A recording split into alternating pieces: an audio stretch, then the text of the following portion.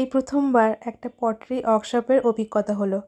বংশুলমেটের মৌসুমীদি are the colour বাকেটের যৌথ প্রচেষ্টায় Aldo ক্যাফেতে এই ওয়ার্কশপটা হয়েছিল। 20 জনেরও বেশি জন এখানে পার্টিসিপেট করেছিল। তাদের মধ্যে আমিও ছিলাম আর অনেক নতুন বন্ধুদেরকেও পেয়েছিলাম। প্রথম আলাপ হয়েছে বোঝাই যাচ্ছিল না। আমাদের ওয়ার্কশপটা 3 ঘন্টার ছিল, বাট কীভাবে যে পেরিয়ে গেছে 3 ঘন্টা আমরা নিজেরাই বুঝতে পারিনি। ছোটোবেলায় অনেকে আমরা মাটি নিয়ে কত কিছুই না বানিয়েছি। এখন এত বছর পরে এরকম একটা ওয়ার্কশপ আমাদের কাছে যেন একটা থেরাপির মতো কাজ করছিল। আমরা সবাই মিলে বসে যে যার মতো করে করছিলাম। হ্যাঁ, অবশ্যই আমাদের গাইড করে দিয়েছিল দ্য কালার বাকেটের টিম।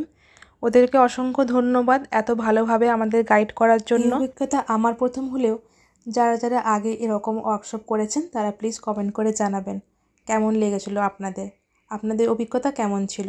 এর মধ্যে আমাদের দেওয়া হয়েছিল দার্জিলিং টি ক্যাফে থেকে। আর এখানে দেখতে পাচ্ছ সবাই কত ব্যস্ত, মনে হচ্ছে কি যে এদের প্রথম একটা ওয়ার্কশপ হচ্ছে।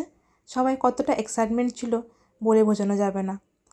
শুধু চা ছিল না, তার সঙ্গে টাও ছিল, ফিশ ফিঙ্গার, ফ্রেঞ্চ ফ্রাইস। আমি তো খুব এনজয় করেছি, খুব টেস্টি ছিল। আর এই যে এতক্ষণ ওয়ার্কশপ করে এই পর্যন্ত আমি এসে দাঁড়িয়েছি। এটা আমার একটা বানানো কফি মাগ।